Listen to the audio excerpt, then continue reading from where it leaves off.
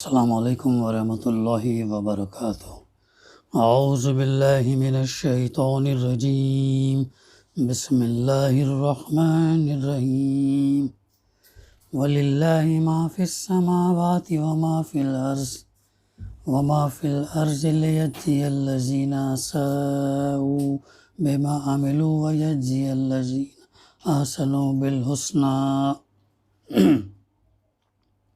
الذين يجتنبون كبائر الإثم والفواحش إلا اللمم إن ربك واسع المغفرة هو أعلم بكم إذ أنشأكم من الأرض وإذ أنتم أجنة في بطون أمهاتكم فلا تزكوا أنفسكم هو أعلم بمن اتقى صدق اللہ العلی العظیم۔ رب اشرح لی صدری ویسر لی امری واحلل عقدۃ من لسانی یفقہوا قولی رب زدنی علما۔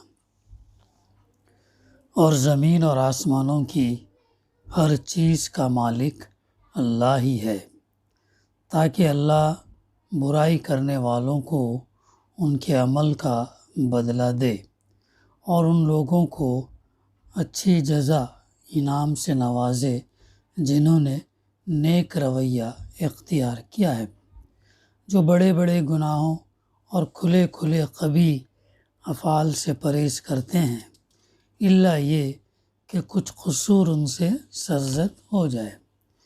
بلا شبہ تیرے رب کا دامن مغفرت بہت وسیع ہے، وہ تمہیں اس وقت سے خوب جانتا ہے جب اس نے زمین سے تمہیں پیدا کیا اور جب تم اپنی ماؤں کے پیٹوں میں ابھی جنین ہی میں تھے۔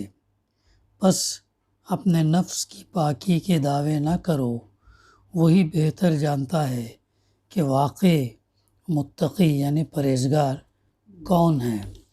سورہ النجم کی تفسیر کا سلسلہ الحمدللہ جاری ہے۔ ابھی میں نے آپ کے سامنے آیت نمبر 31 سے آیت نمبر 32 تک کی تلاوت اور اس کی ترجمانی پیش کیا۔ گزشتہ ہمارے مطالعے میں جو باتیں آئی تھی، اللہ سبحانہ وتعالیٰ آسمان میں کتنے ہی فرشتے موجود ہیں، ان کا تذکرہ کیا۔ ان کی شفاعت کچھ بھی کام نہیں آ سکتی جب تک کہ اللہ کسی ایسے شخص کے حق میں اس کی اجازت نہ دے جس کے لیے وہ کوئی عرضداشت سننا چاہے اور اس کو پسند کرے۔ پھر بتایا گیا کہ اے نبی صلی اللہ علیہ وسلم، جو شخص ہمارے ذکر سے مراد قرآن مجید، ذکر نیکی کا حکم، یہ تمام چیزیں خیر کے کام سے منہ پھیرتا ہے اور دنیا کی زندگی کے سوا جسے کچھ مطلوب نہیں، اسے اس کے حال پر چھوڑ دو۔ اللہ تعالیٰ کیا بول رہا ہے یہاں پہ کہ جو ہمارے ذکر سے، ہمارے قرآن سے، ہمارے خیر کے کاموں سے، ہماری بھلائیوں سے، جو اللہ کی تسبیح کبریائی، ان تمام سے جو منہ پھیرتا ہے اور اس کے مقابلے میں دنیا کی زندگی کو ترجیح دیتا ہے اور اسے مطلوب رکھتا ہے، تو اللہ تعالیٰ کہہ رہا ہے کہ اسے اس کے حال پہ چھوڑ دو۔ ان لوگوں کا مبلغ بس اللہ کے پاس ان لوگوں کا علم ہے۔ یہ بات تیرا رب ہی زیادہ جانتا کہ اس کے راستے سے کون بھٹک گیا اور کون سیدھے راستے پر ہے۔ یہاں تک ہمارا مطالعہ گزشتہ ہوا تھا۔ اب آگے یہاں پر اللہ تعالیٰ ارشاد فرما رہا، اور زمین اور آسمانوں کی ہر چیز کا مالک اللہ ہے۔ کون ہے؟ اللہ سبحانہ وتعالیٰ ہے۔ یعنی بالفاظ دیگر کسی آدمی کے گمراہ یا برسر ہدایت ہونے کا فیصلہ نہ اس دنیا میں ہونا ہے، نہ اس کا فیصلہ دنیا کے لوگوں کی رائے پر چھوڑا گیا۔ اس کا فیصلہ تو اللہ کے ہاتھ میں ہے، وہی زمین اور آسمان کا مالک ہے، اور اسی کو یہ معلوم ہے کہ دنیا کے لوگ جن مختلف راہوں پر چل رہے ہیں ان میں سے ہدایت کے راستے پر کون ہے اور ضلالت اور گمراہی کے راستے پر کون ہے؟ اللہ سبحانہ و تعالیٰ بہتر جانتا۔ مجھے اور آپ کو ہمیں فتوے دینے کی یا ججمنٹ دینے کی ضرورت نہیں ہے۔ اللہ بہتر جانتا کون ہدایت پر ہے اور کون ضلالت پر ہے۔ لہٰذا تم اس بات کی کوئی پرواہ نہ کرو، یہ مشرکین عرب اور یہ کفار مکہ تم کو بہکا اور بھٹکا ہوا آدمی قرار دے رہے ہیں اور اپنی جاہلیت کو حق اور ہدایت سمجھ رہے ہیں۔ یہ اگر اپنے اسی زوم باطل میں مگن رہنا چاہتے ہیں تو انہیں مگن رہنے دو، ان سے بحث اور تکرار میں وقت ضائع کرنے اور سر کھپانے کی کوئی ضرورت نہیں ہے۔ یہ فرمایا آگے، تاکہ اللہ برائی کرنے، یہاں سے جو ہے پھر وہی سلسلہ کلام شروع ہو جاتا جو اس سے پہلے سے چلا آ رہا تھا، یعنی اسے اس کے حال پر چھوڑ دو تاکہ اللہ برائی کرنے والوں کو ان کے عمل کا بدلہ دے گا۔ یہ ہمارا ایمان اور یقین ہونا چاہیے، جو جیسا عمل کرے گا اس کو اللہ تعالیٰ اس کا اجر دے گا۔ خیر کا اجر جزا ہے، انعام ہے، اور شر کا، گناہ کا اجر سزا ہے جو ہے اور جہنم ہے۔ تو یہ بتایا گیا ہے۔ پھر آگے اللہ برائی کرنے والوں کو ان کے عمل کا بدلہ دے اور ان لوگوں کو اچھی جزا سے نوازے جنہوں نے نیک رویہ اختیار کیا ہے۔ تو یہ نیک رویہ ہم کو دنیا میں اختیار کرنا ہے۔ کیوں کرنا ہے؟ تاکہ آخرت میں ہم کامیاب ہو سکیں۔ بے صبر نہیں بن جانا ہے، اور اتنا صبر کرے ابھی تو کچھ ایسا نہیں، صبر موت تک صبر کرنا، کیونکہ اس کا صلہ اللہ تعالیٰ آخرت میں۔ ہمارا ایمان ہے ایک اللہ پر، ایک رسول پر، ایک قرآن پر، یہ کتاب پر، تو ہم جو ہے اللہ کی باتیں اس کے اندر جو بین، اس پر ہمارا ایمان اور یقین رہنا چاہیے۔ تو جنہوں نے نیک رویہ اختیار کیا، جو بڑے بڑے گناہوں اور کھلے کھلے خبیث افعال سے پرہیز کرتے ہیں، تو اس کا تذکرہ ہمیں سورہ نساء کے اندر بھی ملتا ہے۔ سورہ نساء میں بھی ذرا تفصیل سے ملتا ہے۔ وہاں پر یہ بھی بتایا گیا کہ اگر ان تجتنبوا کبائر ما تنہون عنہ نکفر عنکم سیئاتکم وندخلکم مدخلا کریما، اگر تم ان بڑے بڑے گناہوں سے پرہیز کرتے رہو جن سے تمہیں منع کیا جا رہا ہے، تو تمہاری چھوٹی موٹی برائیوں کو ہم تمہارے حساب سے ساقط کر دیں گے اور تم کو عزت کی جگہ داخل کریں گے۔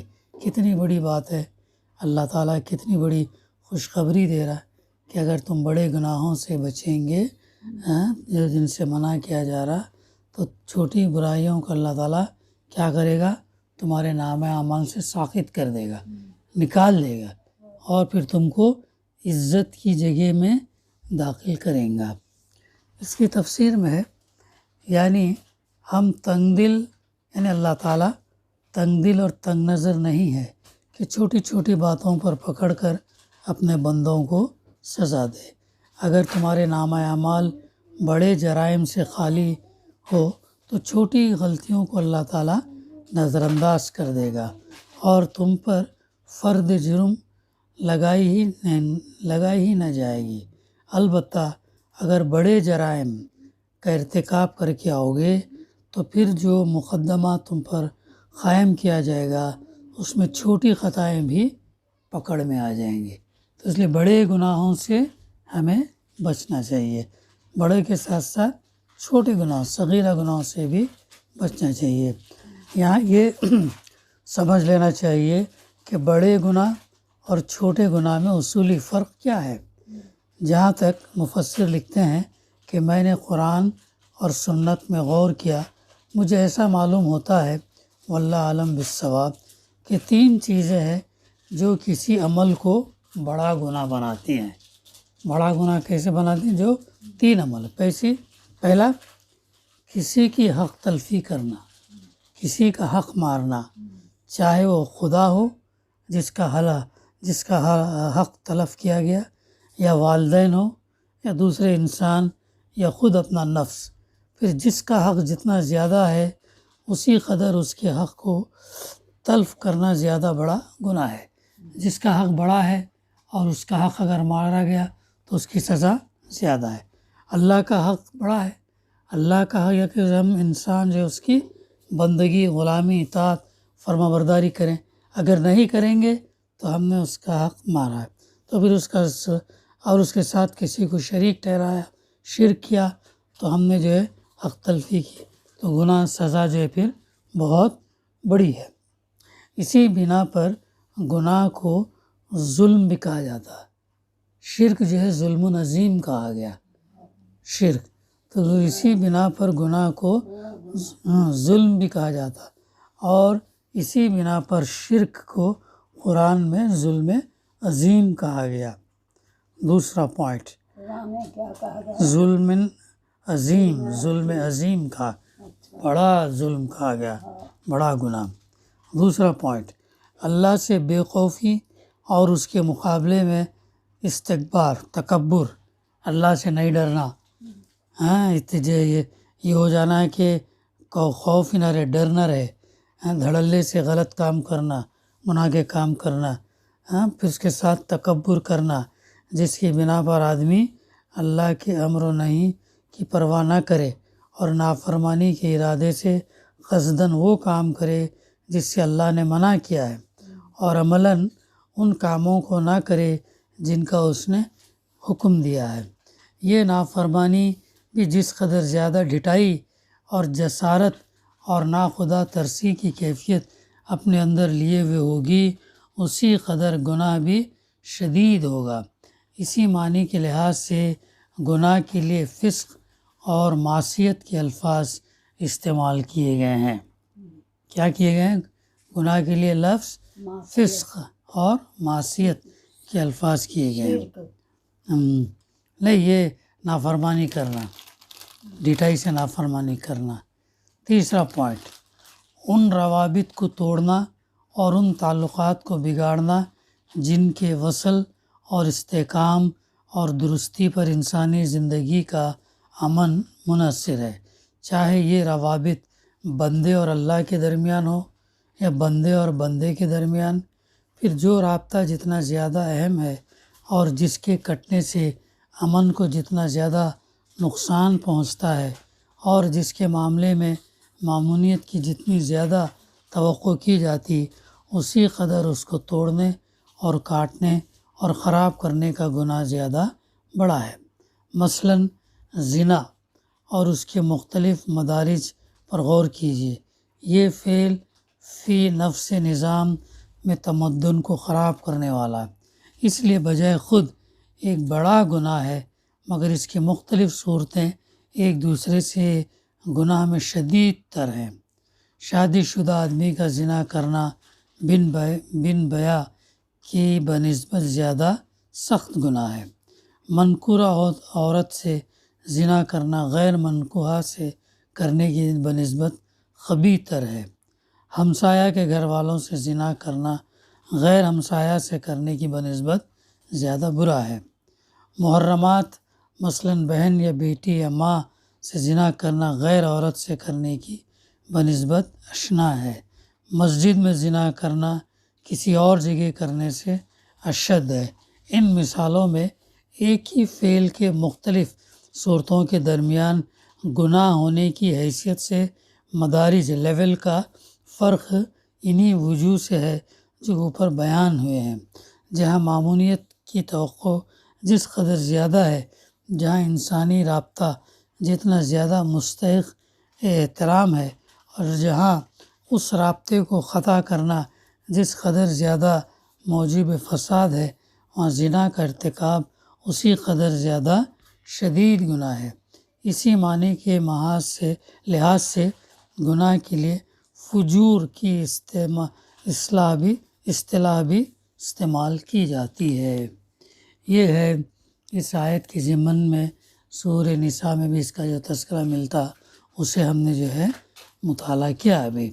آگے اللہ تعالیٰ فرماتا کہ جو ہے تو ان کھلے اور برے افعال سے پرہیز کرتے ہیں، الا یہ کہ جو ہے کچھ قصور ان سے سرزد ہو جائے۔ یعنی اصل میں یہاں الفاظ الا لمم استعمال کیا گیا ہے۔ لمم کا لفظ کسی چیز کی تھوڑی سی مقدار یا اس کے خفیف سے اثر یا اس کی محض قرب یا اس کے ذرا سی دیر رہنے کے لیے استعمال کیا جاتا ہے۔ مثلاً کہتے ہیں علم بالمکانی، وہ شخص فلاں جگہ تھوڑی دیر ہی ٹھہرا یا تھوڑی دیر کے لیے ہی وہاں گیا۔ علم بالطعام، اس نے تھوڑا سا کھانا کھایا۔ بہی لمم، یعنی اس کا دماغ جو ہے ذرا سا کھسکا ہوا ہے یا اس میں کچھ جنون کی لٹک ہے۔ یہ لفظ اس معنی میں بولتے ہیں کہ ایک شخص نے ایک فعل کا ارتکاب تو نہیں کیا مگر ارتکاب کے قریب تک پہنچ گیا۔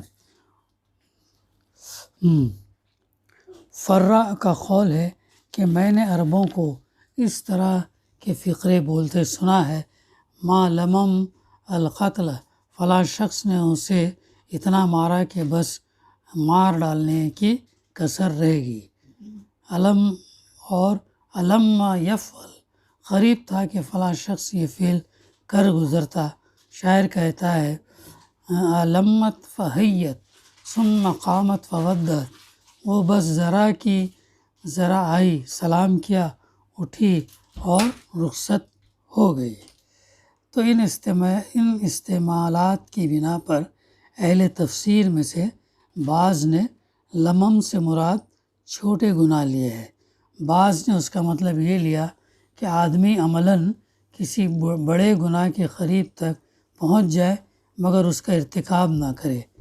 بعض اسے کچھ دیر کے لیے گناہ میں مبتلا ہونے اور پھر اس سے باز آ جانے کی معنی میں لیتے ہیں، اور بعض کے نزدیک اس سے مراد یہ ہے کہ آدمی گناہ کا خیال آیا، اس کی خواہش یا اس کا ارادہ تو کرے مگر عملاً کوئی اقدام نہ کرے۔ اس سلسلے میں صحابہ اور تابعین کے کچھ اقوال ہیں، جیسے زید بن اسلم اور ابن زید کہتے ہیں کہ حضرت عبداللہ بن عباس رضی اللہ کا بھی ایک قول یہ ہے کہ اس سے مراد وہ معاصی ہیں جن کا ارتکاب اسلام سے پہلے جاہلیت کے زمانے میں لوگ کر چکے تھے، پھر اسلام قبول کرنے کے بعد انہوں نے اسے چھوڑ دیا۔ ابن عباس رضی اللہ کا دوسرا قول ہے، اور یہی حضرت ابو ہریرہ، حضرت عبداللہ بن عمرو بن عاص، مجاہد، حسن بصری اور ابو صالح رحمہ کا قول بھی ہے کہ اس سے مراد آدمی کا کسی بڑے گناہ یا کسی فحش فعل میں کچھ دیر کے لیے یا احیاناً مبتلا ہو جانا اور پھر اسے چھوڑ دینا ہے۔ تو حضرت عبداللہ بن زبیر، اکرمہ، قتادہ اور ضحاک کہتے ہیں اس سے مراد وہ چھوٹے چھوٹے گناہ ہیں جن کے لیے دنیا میں بھی کوئی سزا مقرر نہیں کی گئی اور آخرت میں بھی جن پر عذاب دینے کی کوئی حد، کوئی وعید جو ہے نہیں فرمائی گئی۔ یہ حضرات صحابہ تابعین کے مختلف تفسیریں ہیں جو روایات میں منقول ہوئے ہیں۔ بعد کے مفسرین اور ائمہ فقہا کی اکثریت اس بات کی قائل ہے کہ یہ آیت اور سورہ نساء کی آیت نمبر 31 صاف طور پر گناہوں کی دو بڑی اقسام پر تقسیم کرتے ہیں، ایک کبائر اور دوسرے صغائر، اور یہ دونوں آیتیں انسان کو امید دلاتی ہیں کہ اگر وہ کبائر اور فواحش پرہیز کرے تو اللہ تعالیٰ صغیرہ گناہوں سے اسے درگزر فرمائے گا۔ اگرچہ بعض کا اکابر علماء نے یہ خیال بھی ظاہر کیا کہ کوئی معصیت چھوٹی نہیں ہے بلکہ خدا کی معصیت بجائے خود کبیرہ ہے، لیکن جیسا کہ امام غزالی رحمہ نے فرمایا، کبائر اور صغائر کا فرق ایک ایسی چیز ہے جسے انکار نہیں کیا جا سکتا، کیونکہ جن ذرائع معلومات سے احکام شریعت کا علم حاصل ہوتا ہے وہ سب اس کی نشاندہی کرتے ہیں۔ اب رہا سوال یہ کہ صغیرہ اور کبیرہ گناہوں میں فرق جو ہے کیا ہے، اور کس قسم کے گناہ صغیرہ یعنی چھوٹے ہیں اور کس قسم کے کبیرہ یعنی بڑے ہیں۔ تو اس معاملے میں جس بات پر ہمارا اطمینان ہے، یعنی مفسر کا اطمینان، مفسر مولانا مودودی رحمہ کا یہ اطمینان ہے، وہ یہ ہے کہ ہر وہ نسل یعنی ہر وہ فعل گناہ کبیرہ ہے جسے کتاب اور سنت کے کسی نفع یا نقصان کسی نصری نے احترام قرار دیا ہو، یا اس کے لیے اللہ اور اس کے رسول نے دنیا میں کوئی سزا مقرر کی ہو، اس پر آخرت میں عذاب کی وعید سنائی ہو، یا اس کے مرتکب پر لعنت کی ہو، یا اس کے مرتکبین پر نزول عذاب کی خبر دی ہو۔ اس نوعیت کے گناہوں کے ماں سوا جتنے افعال بھی شریعت کی نگاہ میں ناپسندیدہ ہیں وہ سب صغائر کی تعریف میں آتے ہیں۔ اسی طرح کبیرہ کی محض خواہش یا اس کا ارادہ بھی کبیرہ نہیں بلکہ صغیرہ ہے، حتیٰ کہ کسی بڑے سے گناہ کے ابتدائی مراحل طے کر جانا بھی اس وقت تک گناہ کبیرہ نہیں ہے جب تک آدمی کا ارتکاب نہ کر گزرے۔ البتہ گناہ صغیرہ بھی ایسی حالت کبیرہ ہو جاتا جبکہ وہ دین کے استخفاف اور اللہ تعالیٰ کے مقابلے میں استکبار کے جذبے سے کیا جائے، اور اس کا مرتکب اس شریعت کو کسی اعتنا کے لائق نہ سمجھے جس نے اسے ایک برائی قرار دیا ہے۔ یہ ہے جو بات اس کے اندر جو ہے فرمائی گئی۔ تو آگے اللہ تعالیٰ فرما رہا ہے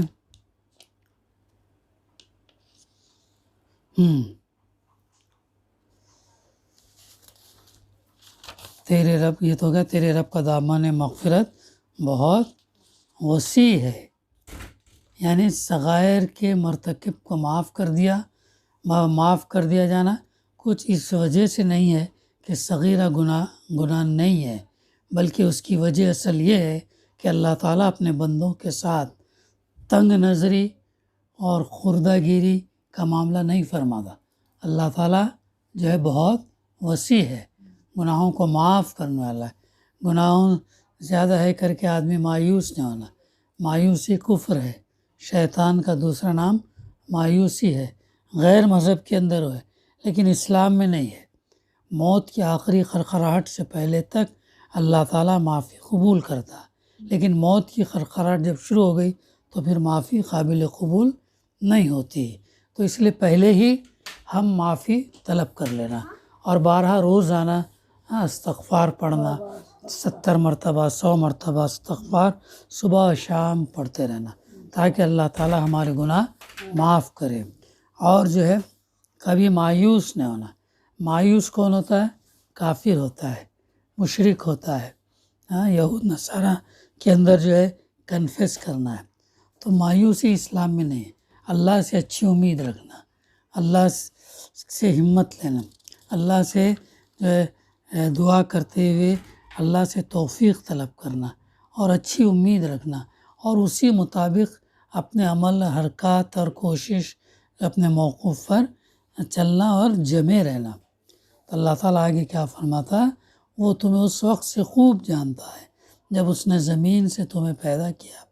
زمین سے پیدا کیا نا، زمین سے نکالا، مٹی سے آدم علیہ السلام کو پیدا کیا، اور جب تم اپنی ماؤں کے پیٹوں میں ابھی جنین میں تھے بس اپنے نفس کی پاکی کے دعوے نہ کرو۔ اللہ تعالیٰ یہ فرما رہا کہ تم جو ہے اپنے آپ کو کوئی بڑی چیز نہ سمجھو، اور بڑی چیز سمجھتے ہوئے تم جو ہے گھمنڈ کے، تکبر کے، غرور کے یہ جو ہے ایسے دعوے نہ کرو، اور اپنا نفس بہت پاک ہے اور میں جو ہے بہت پاک ہوں، ایسا دعویٰ نہ کرو۔ وہی یعنی اللہ ہی بہتر جانتا ہے کہ واقعی متقی، پرہیزگار، اللہ سے ڈرنے والا کون ہے۔ کون جانے گا؟ اللہ سے بڑھ کر کون جان سکتا ہے؟ اللہ کیا انصاف ہے، اللہ پرانے زمانے کو لے آئے گا اور انسان کو بتائے گا۔ یہ کیسے تم نے جو ہے عمل کیے. تو آخر میں فرمایا گیا وہی بہتر جانتا ہے کہ واقعی متقی کون ہے. بقا انشاءاللہ آئندہ سلسلہ جاری رہے گا. دعا ہے کہ اللہ سبحانہ و تعالی ہمیں کہنے سننے سے زیادہ عمل کرنے کی توفیق عطا کرے. ربنا تقبل منا انک انت السمیع العلیم وتب علینا انک انت التواب الرحیم. صلی اللہ تعالی علی خیر خلقی وعلی آلہ وصحبہ اجمعین. الحمد للہ رب العالمین.